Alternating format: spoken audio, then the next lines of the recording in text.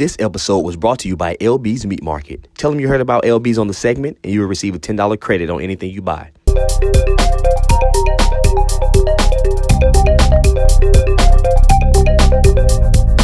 Welcome to the segment. I'm your host, Fred Nettles. Tonight I have here with me Ronnie Heard. Ronnie played for the San Francisco 49ers back in 2000 with the likes of Jerry Rice. And who else? Terrell Owens. Yeah, yep. Jerry Rice and Terrell Owens, man, he played with him for 5 seasons. Ronnie, thanks for being on the show. Yeah, man. Thanks for having me, Fred. I appreciate it. Yeah, so let's get right into it. So let's dive right in. Let's dive right in. Oh, yeah, let's dive right in, man. So just tell us about your time. Of course, you went undrafted out of Ole Miss, and you played for the Niners for 5 seasons. And after that, you end up going to the Atlanta Falcons. Right. Just talk about your time. My time was great. I mean, it was like a dream come true. A guy who grew up in a small town south of Houston in Texas. Got to come here at Ole Miss and play a lot. Played 2 positions. I was kind of a hybrid at the time, linebacker, safety, just because of my body type. I'm a bigger guy. So I just I went undrafted. Yeah. I ran a good time. I think a lot of the scouts were surprised at what I ran because I was at 215, 220, 6'3", ran a 4.42 at the time. Really? So I think that surprised a lot of guys, which helped me. Obviously, I still went undrafted. Yeah. And it came down to the Indianapolis Colts and the San Francisco 49ers. And what's interesting is I grew up a Dallas Cowboys fan, so I had a strong hatred for the Niners. But, when you put pen to paper and you write down the pros and cons, the Niners were rebuilding. They had kind of scrapped a bunch of the old guys and trying a changing of the guards, so to speak. And I felt like my opportunity was best to go there, and I made the best of it. Right. But I had guys. Some luck goes along with it.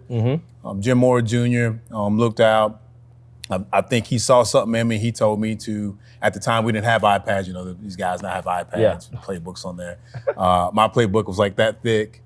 And was it a binder? It was in a binder. Yeah. It was in a binder. And he told me before I left camp, because I wasn't drafted, to go make a copy of it at Kinko's. It was the best $186 I ever spent in my life. Jesus. Right? Because like I said, the binder's this big. So, and it was everything.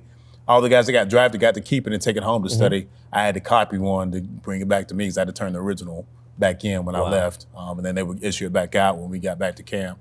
So best money I ever spent, and it was just a dream come true, man. The rest is kind of history. Yeah, talk about the chip on your shoulder, going undrafted. I mean, of course, you're coming in with the measurable 6'3", 215, 4'4". Right. Just talk about that chip on your shoulder you got there. I don't necessarily know if I had a chip. I knew I could play. I just felt like I just needed an opportunity. Probably the biggest chip I probably had on my shoulder at the time would have been trying to prove the doubters when I was younger, to show them that I was the better athlete. Right. Because my brother was the one who was a year younger, who also came to Ole Miss.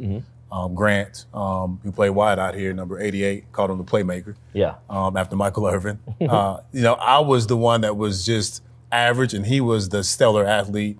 So for me, it was always trying to prove that I was just as good or not better than he was, and it just wasn't all about him.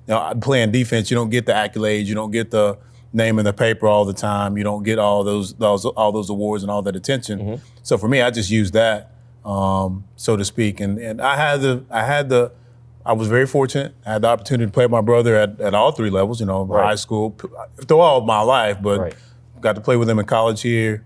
And then I also got to play with him in a few preseason games in San Fran because he came and joined me the next year, which is funny. We were in the Willie Mays suite at the San Francisco Giants game, watching a baseball game, when he got the call that the Niners wanted to pick him up. So we were already in San Fran. So it just made it sweet, man. It was a unique moment. Right. Talk about the rigors of course, training camp and things of that nature. Of course, still being undrafted. Was there like a different level to as far as regards to first rounders, second rounders, and guys? No doubt. At the time, because of the money those guys were making and those guys were guaranteed, they had more opportunities to mess up, so to speak, right? So if I got the chance to participate in a play or a rep, I would get one shot. As opposed to the guy that got drafted the first round or second round or third round, they would get 2, 3, 4, 5 chances. If I messed it up on the first try, I could not play. They just, that's just kind of how they label you sometimes. And then, it's not saying that you can't, but it just feels, they just write you off because they got other stuff that other people. And of course, being an average fan, why is it that way? Like, why do you think it's that way? At the time, it was the money. Yeah. Like they have money invested in guys. They do not want to seem like they made a mistake, right? I mean, if you got millions of dollars invested in a guy, why would you want to make it look like you appeared to have made the wrong decision, right? I mean, that makes you look bad as a GM, makes you look bad as a scout to put all this stock into a guy and you draft him high and he ends up being a bust so early, and you have a guy that could potentially be much better that's undrafted that could take his spot. You don't want to do that, right? Because you got to pay the guy anyway if you cut the first-round guy. And then you don't have to pay the undrafted guy. But now, because the way the salary caps, they have the rookie wage scale, it gives guys who are undrafted more opportunity, in my opinion, to make a team because they don't have that money tied up. I mean, you see it more not that they're getting rid of first and second rounders and third rounders earlier on in their career, second year, third year, and just saying, oh, we're just going to cut the cord because they've already pretty much paid the majority of their money. So it's just easy. It's just an easier transaction for them as far as monetary, as far as the organization goes. I'm glad you brought up the rookie wage scale. Of course, the two receivers from Ole Miss, A.J. Brown and DK Metcalf, many feel that they failed they had a significant fall in the draft. Mid to late second round, both guys. Just talk about the effects that may have in regards to, of course, the rookie wage scale and how much money they're missing out on now from football that they would have to make up on the back end. Well, they have to make it up on the back end. The other good thing is that they may have missed out on making a few $100,000 more because they probably wouldn't have went. It just depends. The draft is kind of crazy. It just depends on who goes first and how it kind of slides from there. But those guys, in my opinion, will make it up on the back end. They're phenomenal athletes. They have the work ethic. They have the ability to learn, and they have the ability to always want to get better. And that's what they're not going to be complacent. Right. And I know, I had the likes of hosting DK's dad, Big Cat, Terrence, and I know that he will not let him get complacent because he was at that level and knows how it all is. But they can make that money up in marketing. Obviously, you see DK, he does a lot of stuff. He's Under Armour, and that's quick. I don't see it much as from AJ, but I don't get to see, Tennessee's not that market. Seattle's kind of a bigger market when it comes to the NFL. So, their opportunities are there. They're just their agents have to go out and find that opportunity for them to market them to make up that extra money they would have missed if they were going into the later half of the first round. Right, and of course, adding to that, just talk about your thoughts on, I guess, the pros and cons to pro days and NFL combine for college athletes. There's a lot of cons. I feel if you are going to be a top pick, which everybody's going to tell you your grade is going to be a top pick if you have an agent trying to represent you. They're going to tell you, I can get you here, to get you to sign with them because of the potential, the monetary value that you can provide to them and what it looks to other clients that they might represent or in the future might represent if you turn out to be a great like Brett Favre or somebody. I just feel, if you feel like for you, if you're going to be a first round pick, you can always get the information from the NFL itself. You don't always have to rely on agents to give you that info. Your college teams can help you in that regards, get that info, and get a true grade of where you stand in the draft. Now, you can always bump yourself up by having a great pro day, having a great combine.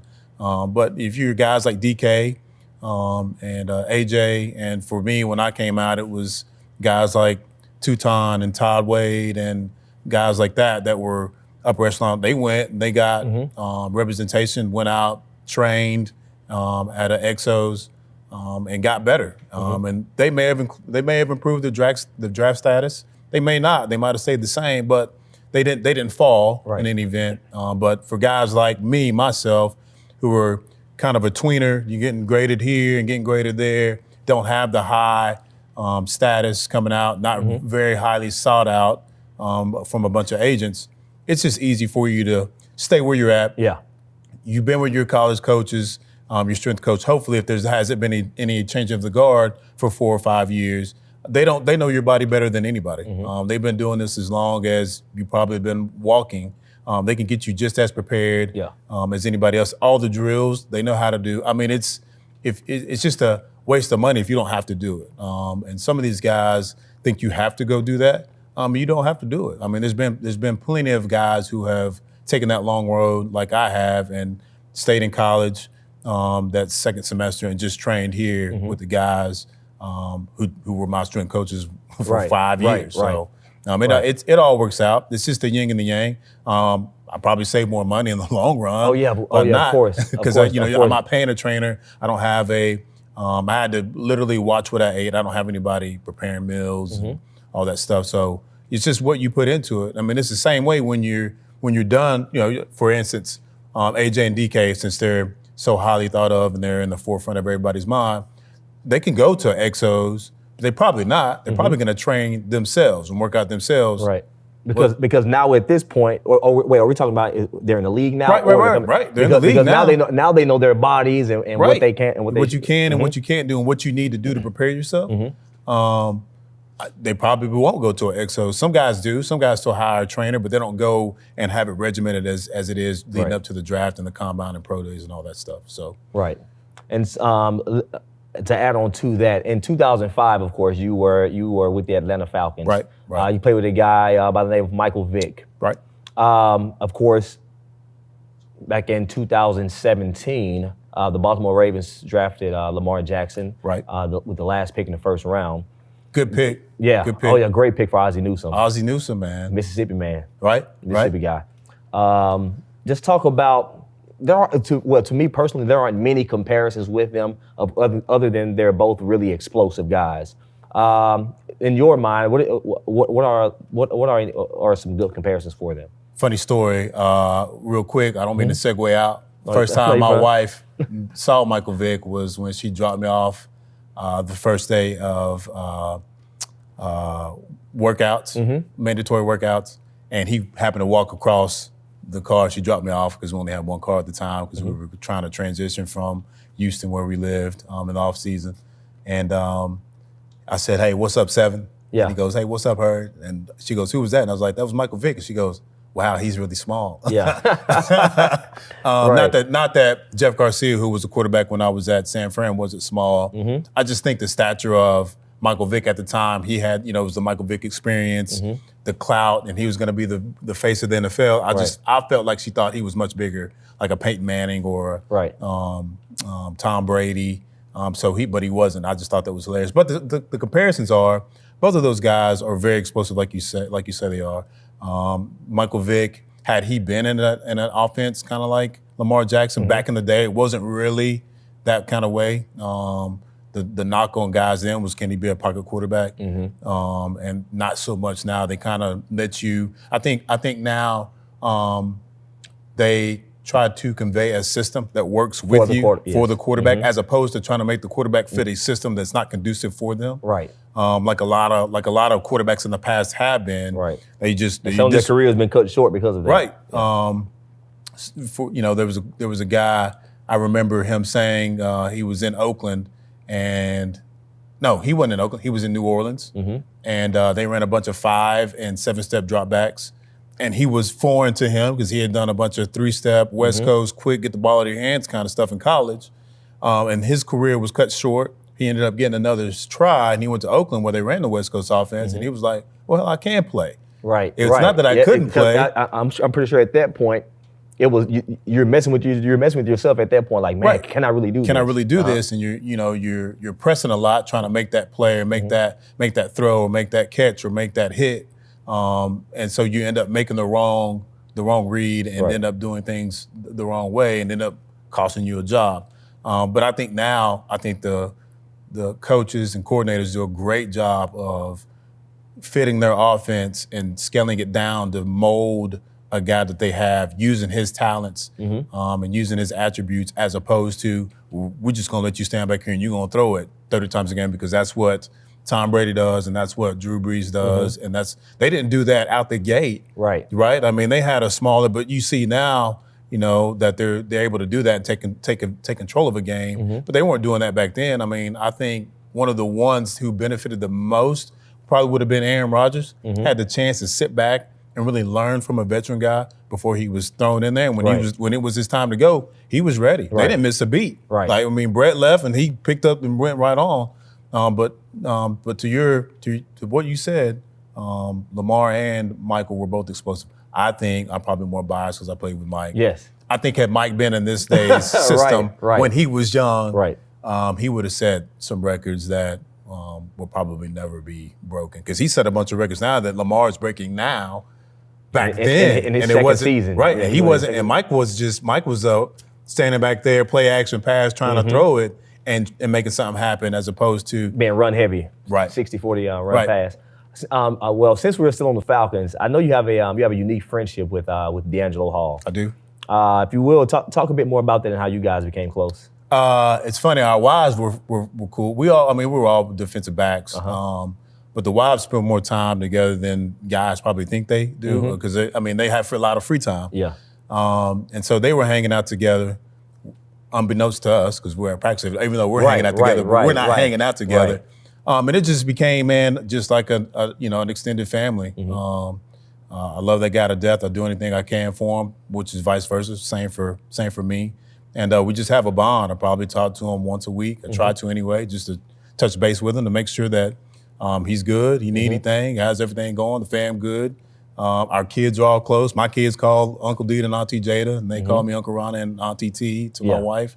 So we just have a great bond, man. And it's something that that I was fortunate to have and be able to find that friendship. Not saying I don't have any more friends in the NFL, but that's just somebody that I was able to bond with because he was younger than I was, and we just hit it off, man. So I'm very fortunate, man, to call that man a brother from the football field. Talk about do you have any memorable moments with the 49ers? I'm probably one of the only ones. I don't even know if anybody's still living, but I did have 3 picks in one game. Really? What game was that? It was against the Arizona Cardinals. Jake the Snake Plummer. From back in the day. I think more than half of my picks are from Jake the Snake Plummer in my career. There was 3 in that game, and they just came in bunches. It was just, when they say you're in the zone, you're in the zone. It was just one of those games where the ball was really big, and I could see it and plug it out the air. But I enjoyed those moments. That was probably one of my best ones. Then D'Angelo had to one up me. Yeah, I was gonna say with the 4 when he was against Chicago. So he one up me on that. Yeah. In that regards, but he was a first round draft pick. I was undrafted. So that's what he's supposed to do. Right. So, and what about your time in Atlanta? I know of course you were there a year. Yeah, I was there a year. It was memorable, man. Like, just the memories, the guys I got to play with. Got to rekindle a friendship with Jason Webster. We were both rookies in San Fran for 4 years. Got to rekindle that. His family, he was in my wedding. So got to see him, got to see his kids. His daughter and his oldest daughter and my oldest daughter are 5 days apart. So that was a unique thing that we had together. But just being around the guys, playing, getting to rekindle something with Algenerius Crumpler. He was a tight end. He played at North Carolina. Yeah. Met him in 1997 at the Tostitos Fiesta Bowl. Where I first met Purlis Price, was there when he was at Tennessee, when Tennessee won the championship against Florida State. But got a chance to rekindle because we made it. I hadn't seen him since then. But fast forward, he's like, "Hey man, what's up? You remember me? Oh yeah, I remember that." Right. So just living those memories. But it was great, man. Just having that time, and especially catching back up with Jim Mora, Jr., who was very instrumental in my development as a player. Told me a lot of tricks in the trades, along with some other guys, great guys that I had a chance to be around, like Zach Bronson and Monty Montgomery, who were also from Texas. We went to smaller schools and ended up going. Zach went as a free agent. I think Monty ended up getting drafted, but he was a late round draft pick. And so they kind of took me under their wing at the time and kind of showed me the ropes of what the NFL was like. And unbeknownst to them, were giving me information like, hey, if you make it, you're going to make the team better. It wasn't about keeping the information from me, so I didn't have a chance to make the team. They gave me all the info, all the inside scoop, little tricks and little trades, so I could be better. And bless all of us, we all end up nobody got cut. We got to play a few years together. Right. But it's just guys like that would sacrifice their livelihood for another person, not knowing if it would be the end for them or not. And that's kind of how I went on when I started to get older, was take a young guy under my wing, primarily somebody who was undrafted, trying to make it and just give back the ways they gave to me, just passing it forward. If they had not passed it forward to me, I probably wouldn't be sitting here talking to you. Right. So I just felt like it was my honor and my duty to do the same for some other guys, whether they made it or not, whether they took my spot or not. So, thank you, Ronnie Heard, for joining the show. Thank you. Thank you guys for joining the segment. I'm Fred Nettles. This episode was brought to you by LB's Meat Market. Visit them for their plate lunches or the Lane Train Special, which is a 6-ounce bacon wrapped in filet for only $10. Located on 2008 University Avenue, Suite E. Open Monday through Friday, 10 to 6, Saturday, 10 to 6:30, Sunday, 1 to 6. One time for the underdog. We the one that got the power when it's time to make a change. One time for the underdog. One time for the